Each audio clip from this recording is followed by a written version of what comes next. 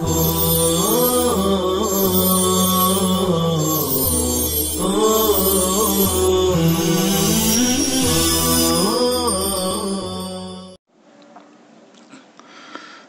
لله رب العالمين والصلاة والسلام على سيد الأنبياء والمرسلين سيدنا محمد وآله وصحبه أجمعين. بسم الله الرحمن الرحيم. وعن ابن عباس رضي الله تعالى عنه قال قال رسول الله صلى الله عليه وسلم عینان لا تمسهما النار عین بکت من خشیت اللہ وعین باتت تحرس فی سبیل اللہ.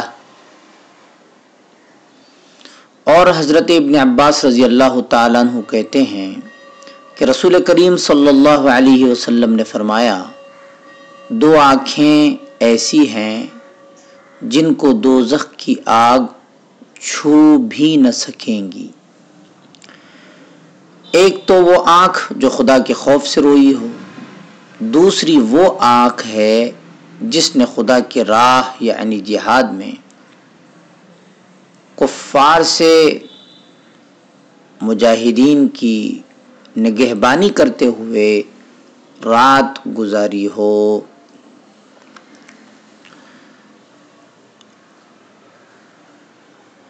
اس حدیث پاک میں دو قسم کی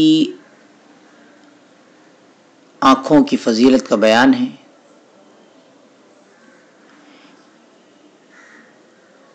ایک تو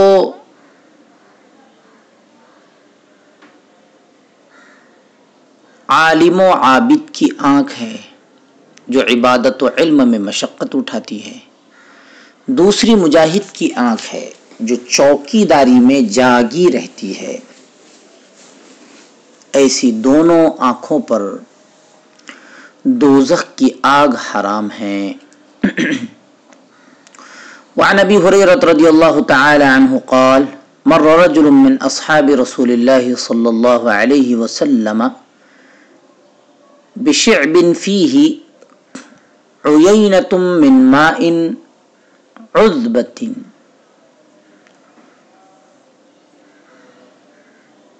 بعض نسخ احادیث میں عیینۃ من ماء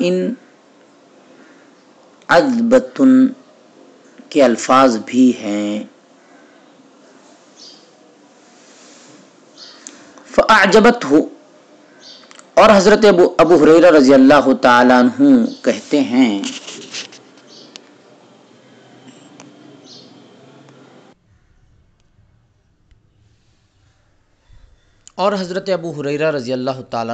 ہیں کہ ایک سفر کے دوران رسول اکرم صلی اللہ علیہ وسلم کے ایک صحابی رضی اللہ تعالی عنہ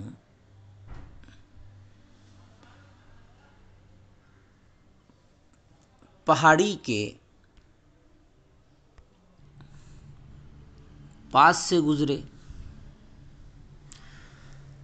جس میں شیریں پانی کا ایک چشمہ تھا. تو وہ چشمہ ان کو بہت اچھا لگا. فاعجبتہ، فقال، وہ کہنے لگے لو اعتزلت الناس فاقمت في هذا الشعب، کاش میں لوگوں سے علیحدگی اختیار کر لوں اور اس گھاٹی میں رہوں.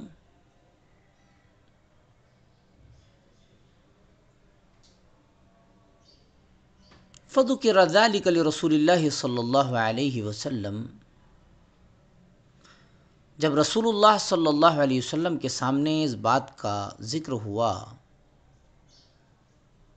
فقال، تو آپ صلی اللہ علیہ وسلم نے ان صحابی رضی اللہ تعالیٰ عنہ سے فرمایا، لا تفعل، کہ تم ایسا نہ کرنا.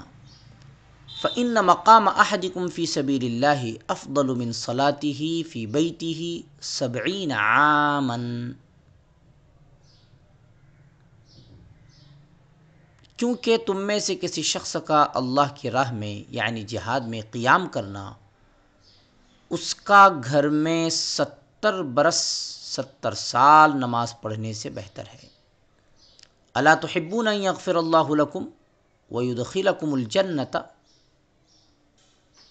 کیا تم اس کو پسند نہیں کرتے کہ اللہ تعالیٰ تم کو بخش دے اور تمہیں ابتدا ہی میں جنت میں داخل کر دے؟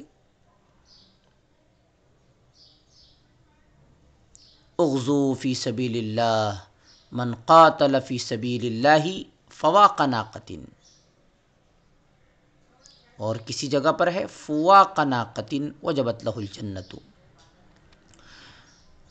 خدا کی راہ میں جہاد کرو، کیونکہ جس شخص نے خدا کی راہ میں اونٹنی کے فواق کے بقدر یعنی تھوڑی دیر کے لیے بھی جہاد کیا، اس کے لیے جنت واجب ہو گئی۔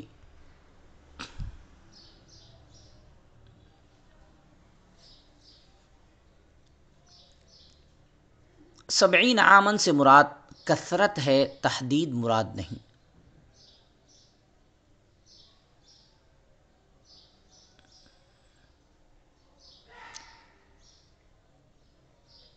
بس یہ روایت اس روایت کے خلاف نہیں جس میں یہ فرمایا مقام الرجل فی الصف فی سبیل اللہ افضل عند اللہ من عبادت الرجل 60 سنۃ۔ سوال یہ ہے کہ اس روایت سے معلوم ہوتا ہے گوشہ نشینی اور پہاڑوں میں عبادت سے مغفرت حاصل نہیں ہوتی، تو اس کا جواب یہ ہے کہ اس زمانے میں جہاد فرض تھا، یعنی رسول اکرم صلی اللہ علیہ وسلم کے زمانے میں، اور نفل کی وجہ سے فرض کا ترک گناہ ہے۔ دوسرا جواب یہ ہے کہ یہ بھی ممکن ہے کہ اس سے مراد مغفرت کامل ہو اور ابتداءً دخول جنت مراد ہو۔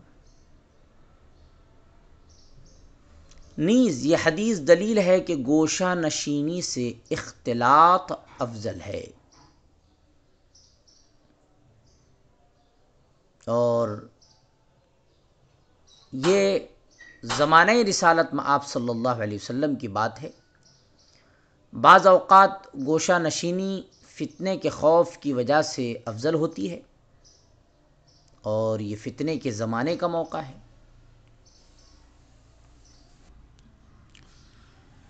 وعن عثمان رضی اللہ تعالی عنہ عن رسول اللہ صلی اللہ علیہ وسلم قال رباط یوم فی سبیل اللہ خیر من 1000 یوم فیما سواہ من المنازل۔ اور حضرت عثمان رضی اللہ تعالی عنہ رسول کریم صلی اللہ علیہ وسلم سے نقل کرتے ہیں کہ آپ صلی اللہ علیہ وسلم نے فرمایا، اللہ کی راہ یعنی جہاد میں کفر کی سرحدوں پر ایک دن بھی پاسبانی کی خدمت میں گزارنا، نگہبانی کی خدمت میں گزارنا، گھروں کی عبادتوں میں 1000 دن تک مشغول رہنے سے افضل ہے۔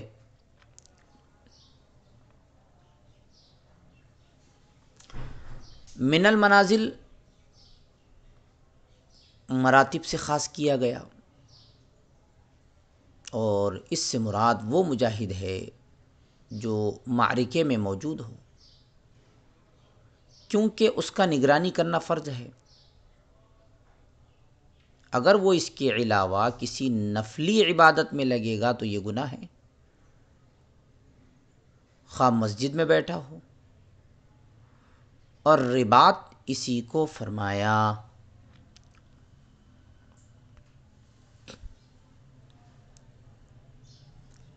وعن ابی ہریرہ رضی اللہ تعالی عنہ ان رسول اللہ صلی اللہ علیہ وسلم قال عرض علی اول 3 يدخلون الجنة شہید وعفیف متعفف وعبد احسن عبادت اللہ ونصح لموالیہ۔ اور حضرت ابو ہریرہ رضی اللہ تعالیٰ عنہ کہتے ہیں کہ رسول کریم صلی اللہ علیہ وسلم نے فرمایا، میرے سامنے وہ پہلے 3 شخص پیش کیے گئے جو شروع ہی میں جنت میں داخل ہو گئے۔ ان میں سے ایک شخص تو شہید ہے، وعفیف متعفف، دوسرا وہ شخص ہے جو حرام سے بچے اور سوال نہ کرے، یعنی فسق و فجور سے بچنے والا اور کسی کے آگے ہاتھ نہ پھیلانے والا۔ عفیف فسق و فجور سے بچنے والا، متعفف کسی کے آگے ہاتھ نہ پھیلانے والا، وعبد احسن عبادت اللہ ونصح لموالیہ، اور تیسرا شخص وہ غلام ہیں جس نے اپنے اللہ کی بھی اچھی عبادت و اطاعت کی اور اپنے مالکوں کا بھی خیر خواہ رہا۔ حدیث پاک کا مطلب یہ ہے کہ یہ لوگ انبیاء علیہ الصلاۃ والسلام کے بعد سب سے پہلے جنت میں داخل ہونے والے ہوں گے، اور یہ صرف 3 آدمی نہیں بلکہ 3 قسم کے لوگ ہوں گے، جن میں اول نمبر پر شہداء ہوں گے، پھر پاک باز و پاک دامن لوگ ہوں گے جو فسق و فجور اور سوال سے محفوظ رہے ہوں گے،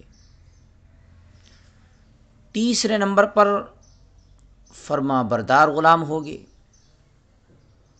جنہوں نے اسلام قبول کیا ہوگا اور مولا کی اطاعت کی ہوگی۔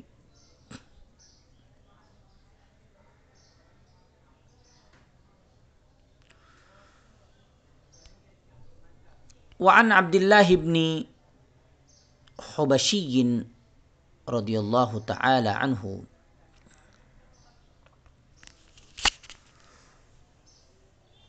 ان النبی صلی اللہ علیہ وسلم سئل ای الاعمال افضل، اور حضرت عبداللہ ابن حبشی رضی اللہ تعالیٰ عنہ سے روایت ہے کہ نبی کریم صلی اللہ علیہ وسلم سے پوچھا گیا ای الاعمال افضل، کہ نماز کے اعمال ارکان میں سے کون سا عمل یعنی رکن افضل ہے؟ قال، آپ صلی اللہ علیہ وسلم نے فرمایا طول القیام، طول قیام کرنا۔ قیل، پوچھا گیا فأی الصدقۃ افضل، کون سا صدقہ افضل ہے؟ قال، فرمایا جہد المقل، مفلس و محتاج کا جد و جہد کرنا۔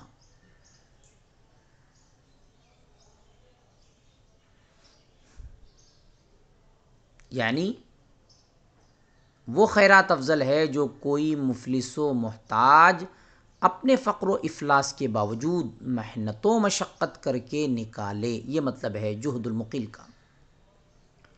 قیل، پوچھا گیا فأی الہجرت افضل، کون سی ہجرت بہتر ہے؟ قال، فرمایا من ہجر ما حرم اللہ علیہ، اس شخص کی ہجرت جو اس چیز کو چھوڑ دے جس کو اللہ تعالیٰ نے حرام قرار دیا ہے۔ قیل، اس جملے کا بھی مختصر سا مطلب یہ ہے کہ اگرچہ ہجرت کے معنی دارالکفر کو چھوڑ کر دارالاسلام میں چلے جانا ہے، لیکن حرام چیزوں کو چھوڑ کر حلال چیزوں کو اختیار کرنا بھی ہجرت ہی کہلاتا ہے، بلکہ یہی ہجرت بہتر ہے۔ قیل، پوچھا گیا فأی الجہاد افضل، کون سا جہاد بہتر ہے؟ قال، فرمایا من جاہد المشرکین بمالہ ونفسہ، اس شخص کا جہاد جو اپنے مال اور اپنی جان کے ذریعے مشرکین سے جہاد کرے۔ قیل، پوچھا گیا فأی القتل اشرف،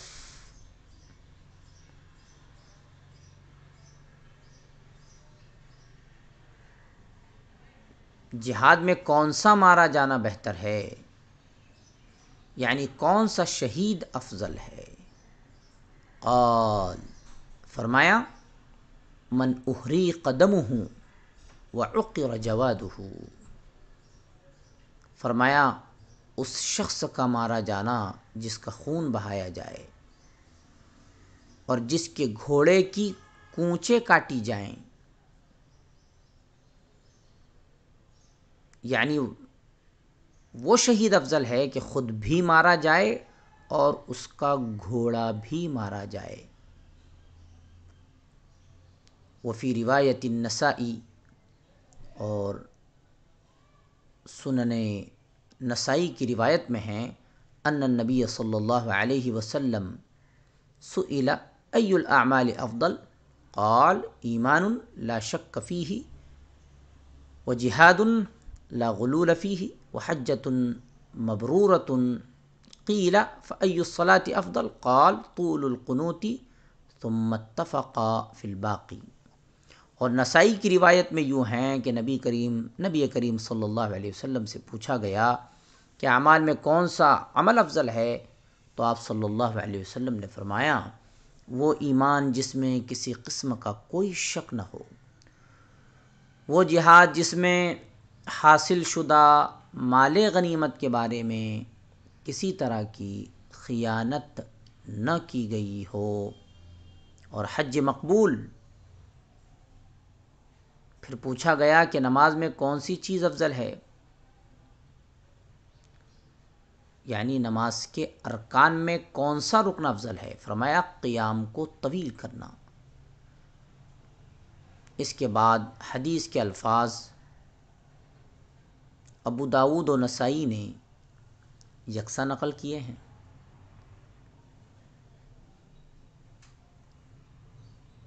افضل ایک نوع ہے، اس میں صرف ایک عمل نہیں آتا، بلکہ اس نوع کے تحت بہت سارے اعمال افضل ہو سکتے ہیں۔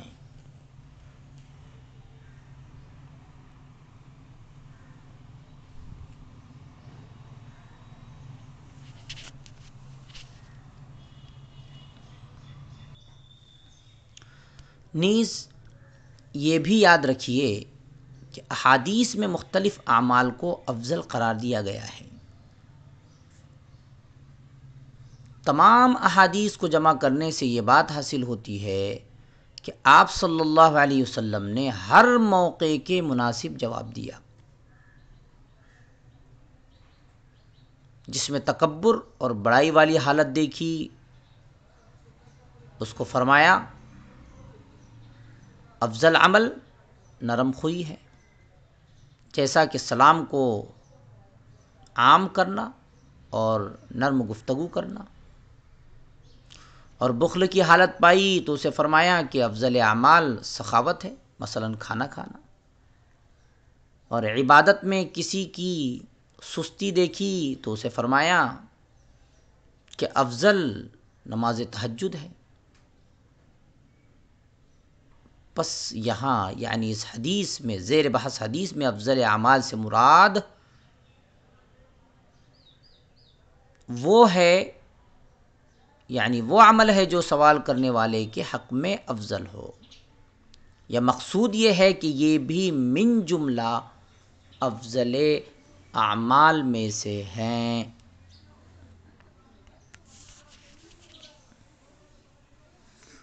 جہد المقل، یعنی بے بس و بے کس، غریب، مفلس جو صدقہ کرتا ہے وہ بہت عمدہ ہے۔ احراق دم سے مراد خون گرایا جانا ہے، یعنی خود شہید ہو جائے۔ عقیر جوادہ، یعنی اس کا عمدہ گھوڑا بھی مارا جائے۔ اس طرح اس شخص نے اپنے تمام سرمایے کو قربان کر دیا۔ وعن المقدام ابن معدی کرب رضی اللہ تعالی عنہ قال قال رسول اللہ صلی اللہ علیہ وسلم للشہید عند اللہ 6 خصال۔ حضرت مقدام ابن معدی کرب رضی اللہ تعالی عنہ کہتے ہیں کہ رسول کریم صلی اللہ علیہ وسلم نے فرمایا حق تعالیٰ کے یہاں شہید کے لیے 6 خصلتیں یعنی 6 امتیازی انعامات ہیں۔ للشہید عند اللہ 6 خصال، یغفر له فی اول دفعۃ، اس کی پہلی مرتبہ میں ہی مغفرت کر دی جاتی ہے۔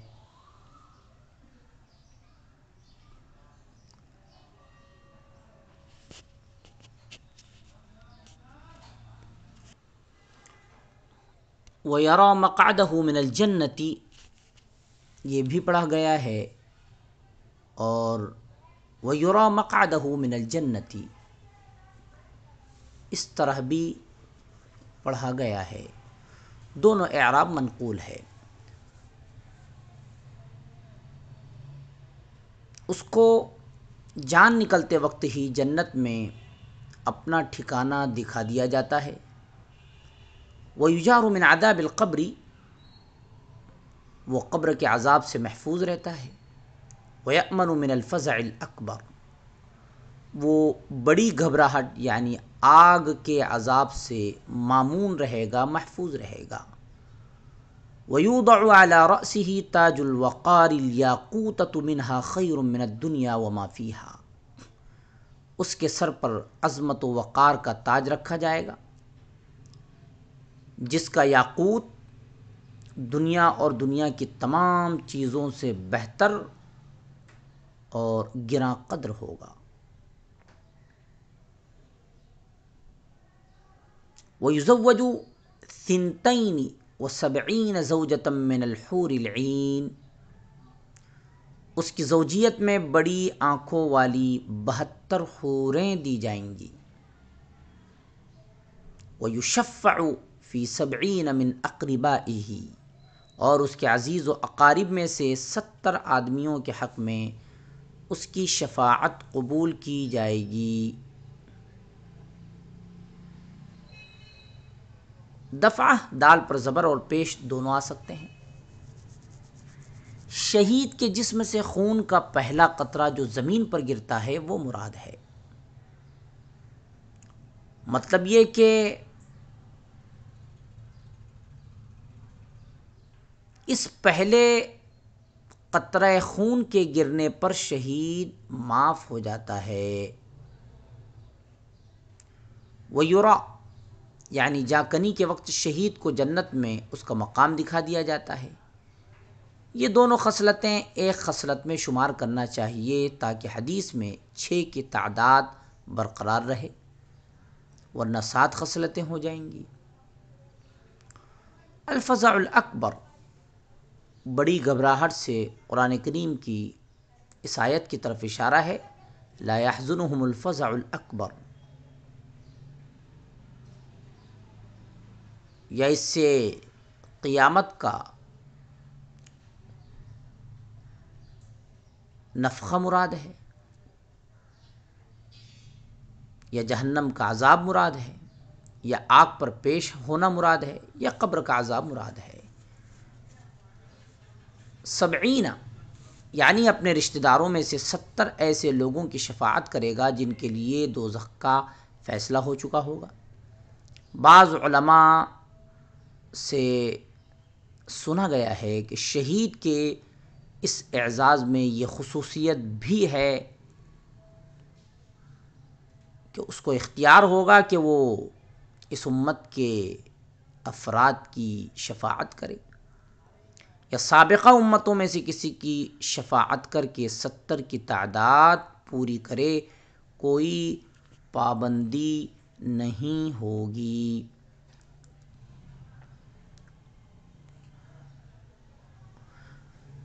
وعن ابی ہریرہ رضی اللہ تعالی عنہ قال قال رسول اللہ صلی اللہ علیہ وسلم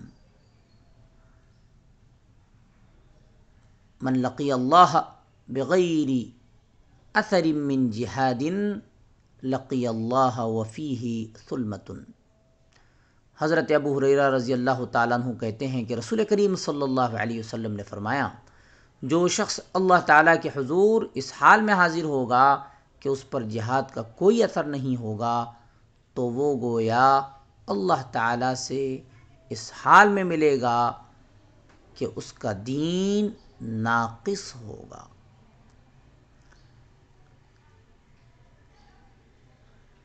بغیر اثر، اثر سے مراد جسمانی زخم بھی ہو سکتا ہے جو ظاہری اثر ہوگا اور نظر آئے گا۔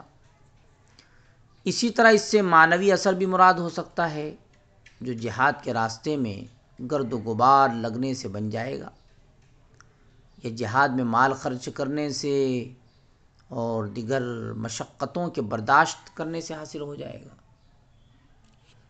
بہرحال ایک مسلمان پر لازم ہے کہ جہاد کی وجہ سے اس کو جہاد کی ظاہری یا معنوی علامت حاصل ہو جائے جو اس کے ایمان کی تکمیل کی سند بن جائے۔ ثلمہ ثا پر ضمہ ہے اور لام ساکن ہے۔ نقصان اور خلل کو کہتے ہیں، یعنی قیامت کے دن اگر کسی شخص کے جسم پر جہاد کی ظاہری یا معنوی علامت نہ ہو تو اس شخص کا ایمان ناقص رہے گا۔ بعض لوگ کہتے ہیں کہ پہلے ایمان بناؤ پھر جہاد میں جاؤ، حالانکہ یہ حدیث بتا رہی ہے کہ جہاد کے بغیر ایمان نہیں بنتا۔ وصلی اللہ تعالی علی خیر خلقہ سیدنا محمد وآلہ وصحبہ اجمعین برحمتک یا ارحم الراحمین۔